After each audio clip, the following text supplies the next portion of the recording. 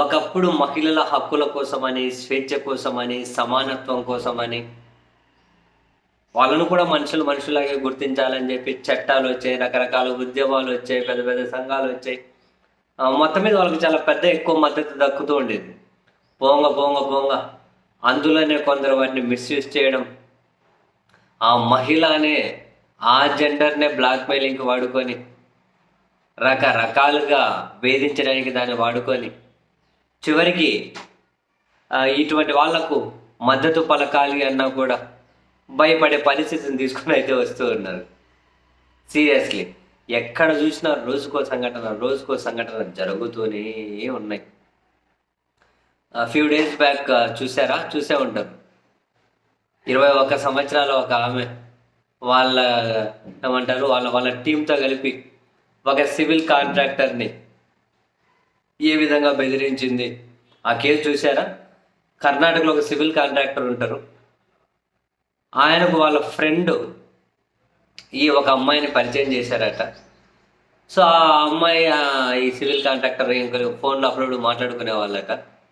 మా ఇంటికి టీ తాగడం కోసం రండి అని చెప్పి ఆ సివిల్ కాంట్రాక్టర్ని చాలాసార్లు ఆమె ఇన్వైట్ చేస్తే ఆయన వెళ్ళలేదట. She invited multiple times, but తను వెళ్ళలేదు. అయితే అలాగే రిపీటెడ్గా అట్లా అడిగే క్రమంలో ఒకసారి కొంచెం మా వాళ్ళకు బాగాలేదు, చూపించాలి, 14,000 రూపాయలు కావాలని అడిగిందట. 14,000 రూపాయలు ఇచ్చారు. 14,000 ఇచ్చారు, తెలిసిన వాళ్ళు కదా, ఏదో బాగలేదు అంటున్నారు, ఆసుపత్రి కదా అని. పాపం 14,000 ఇస్తే సరే మా వాళ్ళకు మంచిగా అయింది, 14,000 సాయం చేశారు, ఈ సాయానికి కృతజ్ఞతగానే మమ్మల్ని ఒక టీ అన్న తాగుకొని ఇవ్వండి, మా ఇంటికి వచ్చి తాగిపోండి అని చెప్పి అడిగితే పాపం నిజమే అనుకొని చెప్పి పోయిందట. ఇంటికి పోగానే అలా కూర్చున్న కాసేపటికే 3 పోలీస్ డ్రెస్లో వచ్చారు. ఏంటి ఇక్కడ వ్యభిచారపు రాకెట్ రన్ చేస్తూ ఉన్నారా?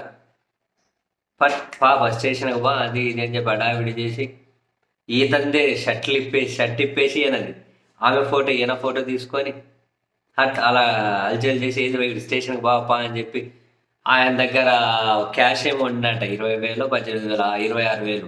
ఆ క్యాష్ తీసుకొని ఒంటి మీద బంగారు ఉంటే దాదాపు 5 లక్షల రూపాయల పైన బంగారట. మొత్తం తీసుకొని సౌండ్స్ స్టేషన్ మరేమన్నా కనుక కేసు జైలు వరకు వెళ్ళకుండా ఏమైనా సెటిల్మెంట్ ఎంత ఇస్తామని చూసుకొని మళ్ళీ మేము కాంటాక్ట్ చేస్తాం అని చెప్పి అడావిడి చేసిపోయిందట.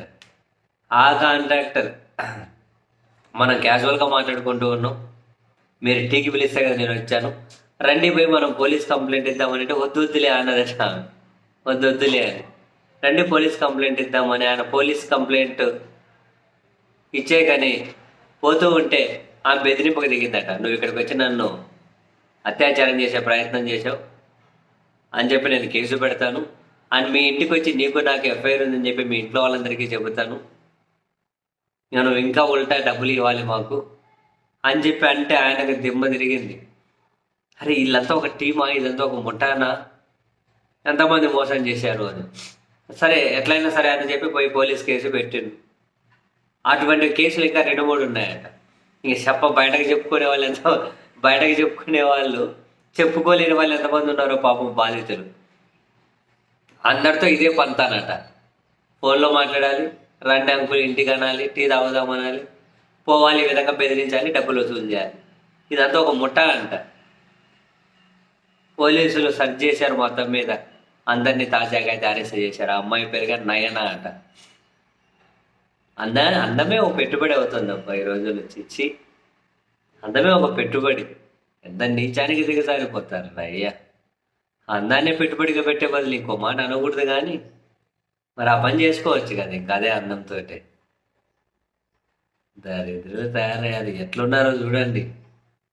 ఎవరి మీద అయ్యో పాపం అనే పరిస్థితి కానీ లేకుండా పోయింది నిజంగా. చే